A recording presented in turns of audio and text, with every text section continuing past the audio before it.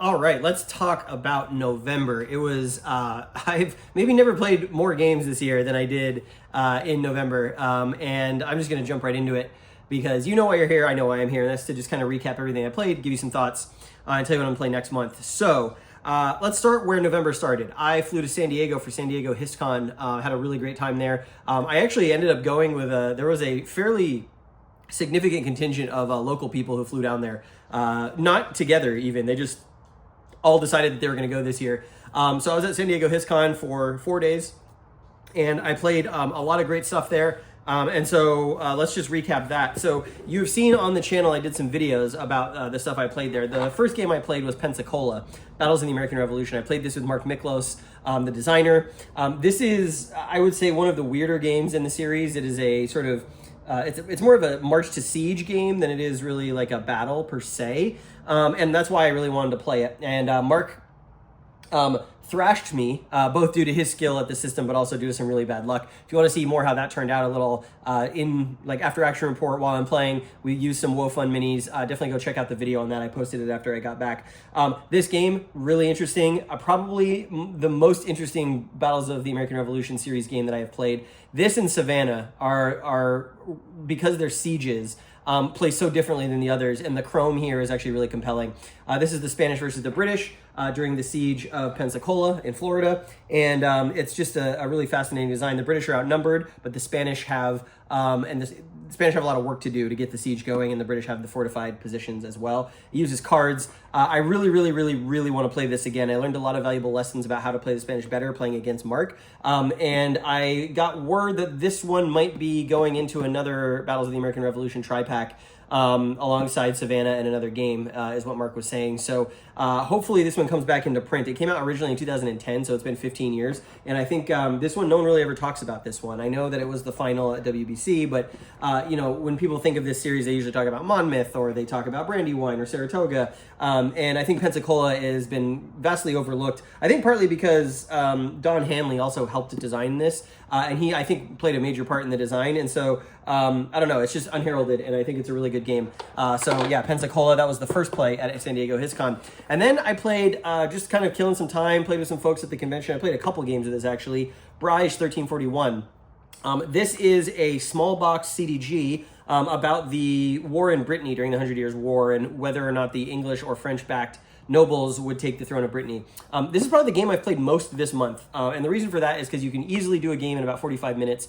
It's quite an interesting game. I really like it. It's got elements of area control. It's definitely a war game, but the combat is sort of abstract and de-emphasized, and it's really about board presence and deck control, and the way that they do the deck in this game is pretty unique for CDGs.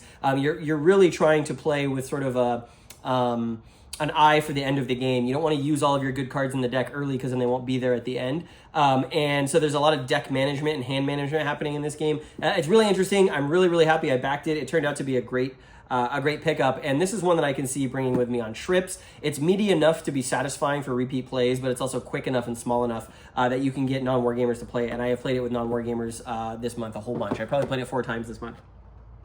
Other games that I played at San Diego HistCon, one of my all-time favorites, Game of Thrones from Fantasy Flight Games.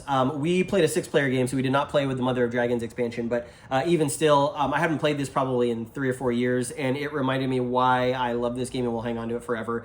It's just such a good design. It's got a lot of conflict, a lot of subterfuge, a lot of bluffing. The semi-co-op elements make it interesting. I was playing House Greyjoy, and I finished in second. We didn't get to quite to the end. It looked like the Baratheon or Tyrell player was likely going to win because we ran out of time before the convention closed. But this is one that I really need to get to the table more when I have a game day. It's pretty easy to teach. It's pretty low overhead to rules, and it just reminded me how much fun being super cutthroat in a thematic board game based on Game of Thrones is. So that's what I played at SD HistCon. I did also play a game of Seldrick. I did a video of that on the channel. That was a 3v3 team game that I ran with designers versus creators. You should go check that out if you haven't seen it. That one was sort of a live look in as they were playing. Had some familiar faces in there, including Volko, if you're interested in checking that out. The other thing I picked up from SD HistCon, these are not things I played, but things I bought. Someone there was selling these really nice custom dice trays. and it was a silent auction to raise money for SD HistCon's like scholarship initiative. There's like this really nice neoprene surface in the bottom that had graphics on them. This one is of a Napoleonic musketeer, and then really nice custom wood plate for that. And then on the back, a really cool image here of what looked to be Fusiliers or musketmen from Napoleonic era, perhaps, or maybe even before. Anyways, this is a really nice purchase. I picked it up for a really good price. It's really nicely constructed. I wish I could remember the name of the person who was building these, but he brought down probably like 2 dozen to San Diego, and I think most of them got snapped up. This was the largest one by far, and the reason that I picked this up, I will get to later, because it was for a game that I was playing at the end of the month, and I wanted a thematic dice tray to go with that experience. So that was a pickup for SD HistCon, and then at the very end, on the final day of SD HistCon, there were a bunch of games put out on the for sale pile right at the end for amazing prices, and my friend encouraged me to pick up this game, which I had heard of once before maybe, and this is Us Victories, the Chancellorsville Campaign, Virginia 1863, by Di Simula Edizioni, which I think is an small Italian war game company. They've only done a few games, and he was saying that this game was supposed to be really, really good. What's interesting about it is that it's got 4 games in here. It's got an operational game based on the game Radecki's March, which is, I think, the Austro-Prussian War, or possibly the Franco-Prussian War. I can't remember exactly, but it's sort of based on the same system. It's an operational game about the Chancellorsville Campaign. There's also a solo campaign mode. There's also a strategic game in here that plays in about an hour, which is sort of like the wider theater of what's going on here. And then, weirdly, there's a skirmish tactical game in here where it comes with all these sheets of like paper soldiers that you can then photocopy and then cut out. And it comes with little terrain pieces and stuff, and it becomes like a minis game. So it's a really interesting model for a game to have all the different levels in one box. I mostly picked it up for the operational game. I love operational games, especially in the Civil War. Chancellorsville Campaign, I had to do it, but primarily my friend urged me to do it, and the price on this one, $5. I got this game for $5 US, which is a bargain any way you look at it, because I went online and looked at some of the prices, and yeah, I made out like a bandit on this one. I don't know when I'm going to play this. I've got to go through it and really look at it. I just picked it up based on his recommendation, but I've heard really good things, and I know that it's got a really good reputation online for the people who have played it. So that one I felt really lucky to have picked up. I mean, I was literally leaving for the airport like in an hour, and I saw that pop out, so I grabbed it. So yeah, so that was the beginning of November. And then through the course of November, I did get some more gaming in with some friends locally after I came home. I was doing a lot of traveling. I'm actually surprised at like looking at all of the stuff that I have on the list this month about how much time I spent gaming compared to how busy I was. Oh, and the one other game that I played that I don't have with me, unfortunately, I played with Harold Buchanan. I played Divine Right.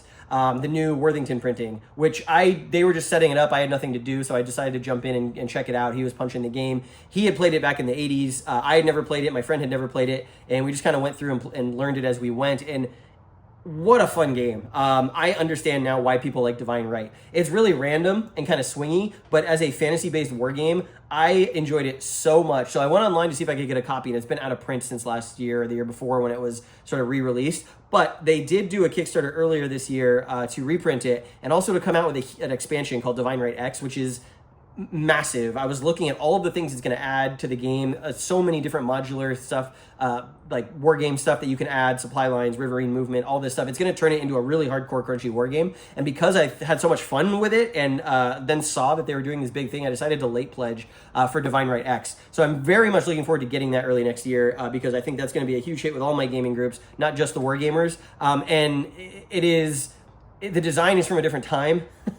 But it's a whole lot of fun. The way our game ended was that Harold decided to attack one of my armies with one of his armies. But before he did that, he decided that he was going to go pray at some shrine, and he conjured forth a giant firestorm that was thrown to the planet, the continent, by one of the gods, and he targeted it on my army, and this giant fire tornado came, and it managed, none of my soldiers died except my monarch died, my leader. So that knocked me out of the game for a turn.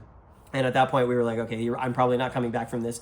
And so, yeah, it was just a really great time, really thematic, flavorful, kind of random. You don't want to take it too seriously, right? It's a fantasy game. But for my money, now that I've played both Divine Right and the remake and Burning Banners, I definitely prefer Divine Right to Burning Banners. So that was the other game I played at SD HistCon.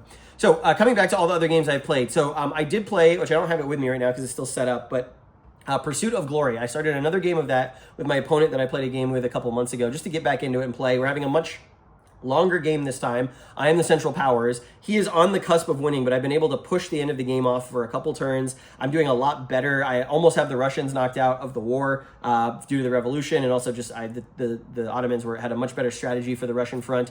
His allies, the British and French landings in the Levant, have gone a lot better than they did last game, and I've really held him back in Persia. And so we are having a great time playing it. We're probably going to finish it the next session, but it does remind me how good that game is. And we've had a lot of fun with it, and I'm glad that I kept with it. It also inspired me to come home and start playing Paths of Glory a lot more. I've only played that game a few times. You've seen some videos on it on the channel. I'm playing it on Rally the Troops because it's really easy to find a game and just play when you get time. I've played now, I'm in my third game this month that I've played at Paths of Glory. The other two ended early because of, as you would expect, supply situations where like whole armies just disappeared from the map. The more I play Pursuit of Glory and the more I play Paths of Glory, the more I'm convinced that Pursuit of Glory is a better game. And actually, Paths of Glory, I think I'm out on that game. I think I've played it enough now to where I think the punishing nature of the out of supply situations for that game and it being a point-to-point map with like that modeling in there just doesn't work for me. It doesn't work for me that an entire army of like 100,000 guys would be completely eliminated from World War I if someone occupied a single point-to-point in the map. I think that the map scale and sort of the point-to-point nature of it and the sort of like punishing nature of the supply don't work together.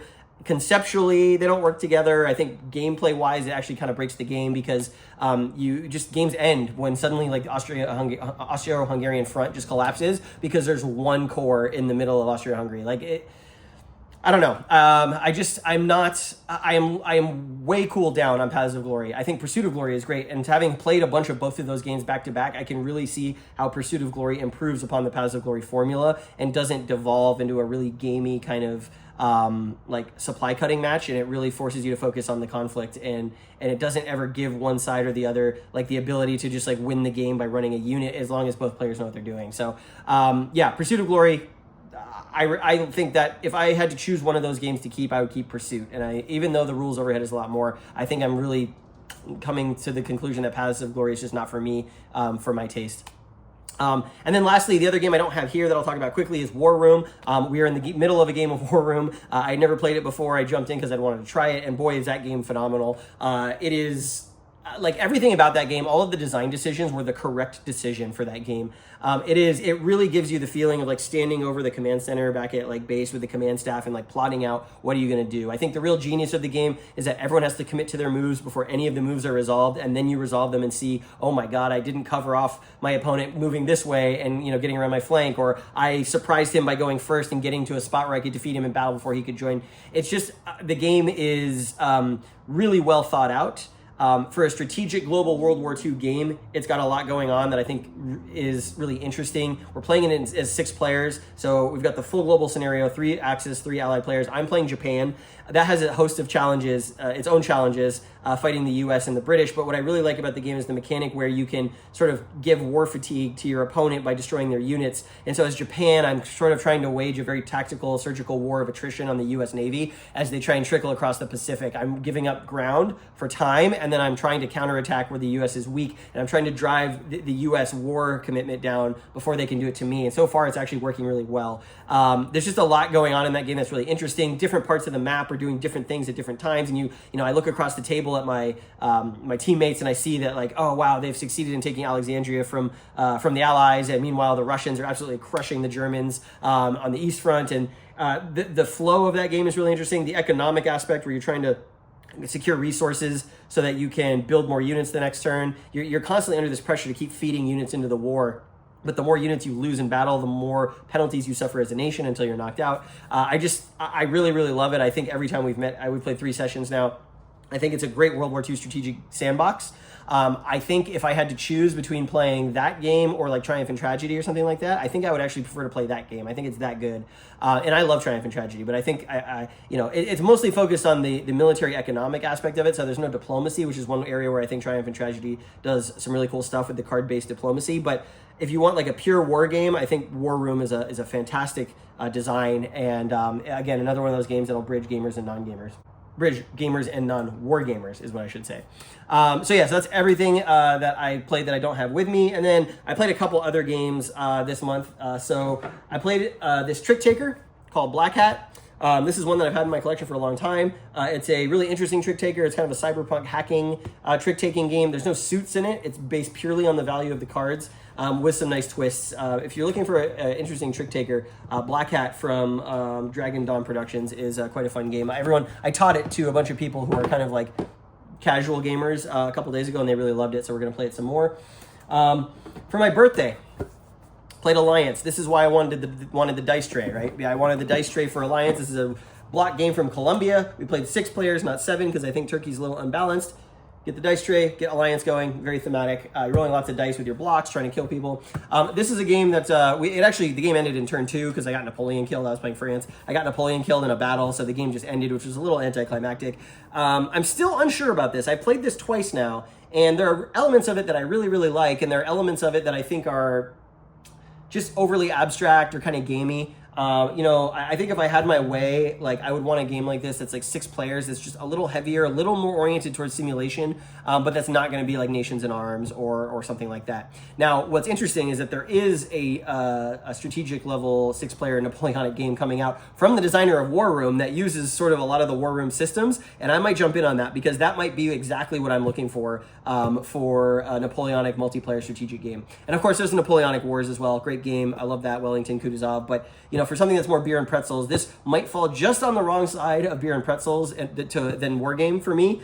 Still fun, but as I play it more, I start to see some of its flaws. But we had a good time playing that on my birthday. It was fun to break it out again on the huge map. And then the other games that I played, let's see. So I started up a game of Enemy Action Ardennes, as you know from my beginning of the year video war game New Year's resolutions. I'm trying to get through as many Bulge games as I can this year. So far, so good.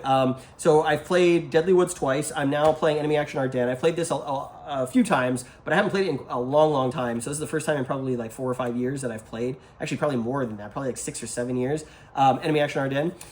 Love it. Remember immediately why I love this game. John Butterfield, card-driven, no dice, but it's chip pull for the combat. It fits on one map, but the card hand management and the card play is really interesting.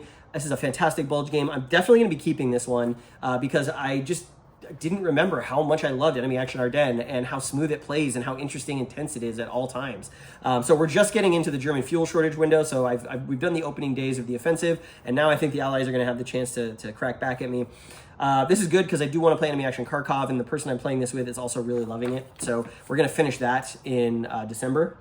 And then to continue the Bulge, I'm doing double duty on the Bulge right now. I'm also in the middle of a game of Ardennes 2. This is another Bulge game that I've really wanted to get to the table to figure out if I like it. SCS can be really hit or miss for some people. It's more hit than miss with me, but I did not like the North Africa game, which I played earlier this year, and I was a little concerned going into Ardennes 2. But so far, we've made it through 4 days. I'm really, really liking it. I am playing the Allies this time. Every Bulge game I've played this year, I've been the Axis. I'm playing the Allies this time. So I'm the one defending against the German push, and I think I'm doing a pretty good job. I think the tide's about to turn here against the Germans. They haven't made nearly as much progress as they did historically, with one exception. They have a very narrow sort of like supply line down a main road through the middle of the map where a few brigades have sort of air divisions have like kind of got really far, but I think that's going to collapse pretty quickly. There are a few gamey things about this. It is SCS after all with the supply rules, but I think the CRT here is correct for what it should be. There are some exchange results here, so it is attritional. The chrome, the light bits of chrome to SCS are very appropriate for the Bulge without making it unplayable. I'm really enjoying this. I will have more to say about this next month after we finish the game. We've got 2 sessions on the books to finish this up. And then I'll give you when I do the New Year wrap up, I'm going to do a bunch of videos on that. One of them is going to be how well I did at my Bulge stuff. But, it's going to be really tough. If my goal is to keep one Bulge game, which one of these am I going to keep? I don't know. Right now, I feel like Enemy Action Ardennes is going to be my go-to, but I'm really enjoying Ardennes as well. So we'll see how that turns out. And then lastly, of games that I played this month, a favorite, Lagrronha. This is a Euro. It's about farming in Spain. And it uses all sorts of different mechanics. It uses like dice-based action taking, uses pick up and deliver, uses card-based, like multi-use cards. This is the deluxe master set. I got this, I think, 2 years ago or last year maybe, that contains everything ever made for Lagrronha. I know it's not a war game, but it is historically based, and it is somewhat thematic for a Euro, actually. It's not totally abstract, which I like, but it's a fantastic production. It's a really smart game. It plays quickly, but there's a lot of decision space in it, and it's one of my favorite Euros, actually. And a lot of the people I play it with are also not really big gamers, and they really love it as well. So I think Lagrronha to me is one of those ones that I'll keep coming back to when there's a game night or something like that. So this is maybe my longest monthly video yet. It just shows how much I packed in November. I want to close on just talking about what I picked up this year for sales and other stuff, and then what I'm going to be playing in December. You know I'm going to be playing continuing Ardent 2 and Enemy Action, but then there's something else that I want to show you. So first off, from GMT, I did get Italy 43. Don't know when I'm going to get to play this. A friend of mine has already played it, and he said that this is a much more static game than Salerno 43, which I really enjoyed. In fact, Salerno 43 is probably my favorite Simonich 40X series game that I've played. And he says that he feels like Italy 43 being 32 turns for the campaign, that it really bogs down into just kind of like assaults on fortified positions for most of the game. And obviously that fits the campaign here. This was a slog during World War II. I just don't know how fun that's going to be as a 2-player game, but I'm excited to own it and play it. And I hear apparently there's going to be a third game in this series, which is going to be like sort of the northernmost approach of the campaign. And then there's going to be a way to link some of these, I believe, is what I've been reading on Board Game Geek. Anyway, also from GMT, I got the new Next War Taiwan. This is basically completes my Next War collection. I have all of them now. Next War Taiwan was the one I was missing. This second edition revises the order of battle. There's just a whole big overhaul going on here, and I'm really excited to play this. It's one map for the island, but there's also now a strategic map in this game for the entire like Pacific region, as you would find in Next War Vietnam or Next War Korea. So there's quite a bit more going on in here than like other war games, but I really love the Next War system, and I think an island invasion game. The most interesting games to me in this series are the ones that are like invasions. Next War Vietnam, the invasion of China into Vietnam is a super fascinating situation, and the way that the game handles like Vietnamese guerrilla troops is super cool. The invasion of India by Pakistan in Next War India-Pakistan is a really cool, interesting dynamic to that game. And this is going to be naval landings on an island with a dug-in defensive position. So I would like to play this one next year and really do one of the advanced scenarios. I think it will be a blast.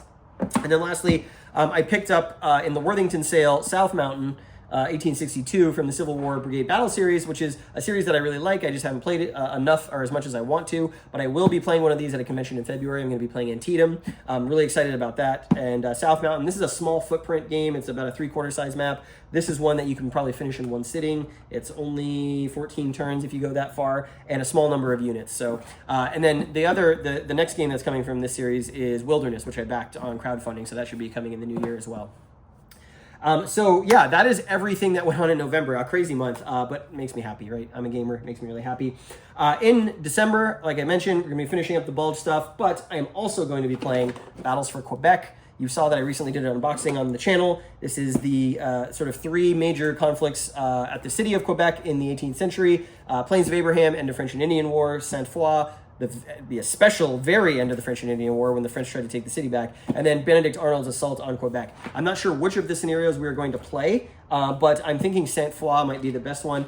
Because of the small number of units, even though the scenarios are really long, the game should not take that long, just because there's so few formations. We're talking about small numbers of troops. This is, by the way, in my opinion, probably the best starter box at the moment for Battles from the Age of Reason from Clash of Arms. Given that Malvitz and Katousitz is out of print, and that the Battle of Mel in Fontenoy has been long out of print, this is going to be the best spot to get into Bar if you're looking to learn it. The battles are small, few numbers of counters, really interesting situations, and a lot of scenarios. I think there's 7 scenarios across the 3 battles in there. So this is going to be probably the one I close the year out with. I'm very, very excited for that. And then I am going to be playing a game of Twilight Imperium right after Christmas. My favorite game of all time. I've got 5 other friends together. We're going to do a whole day playing with the new Thunder's Edge expansion. I am stoked about that. I cannot wait. Once a year, at least, I try and play Twilight Imperium. And now that I have everything for it, we're going to get it to the table. So that was my November. Leave some comments below. What did you play?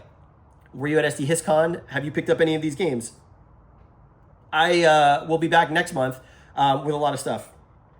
What I played in December, my war game resolutions for 2026, my top 10 war games that I played in 2026, and also we'll look in at my resolutions from last year and how well I did. I've already spoiled a little bit with the Bulge. We're making great progress with that. If you've been following the channel for the year, you know that I've made great progress with great campaigns of the American Civil War, especially in the first half of the year.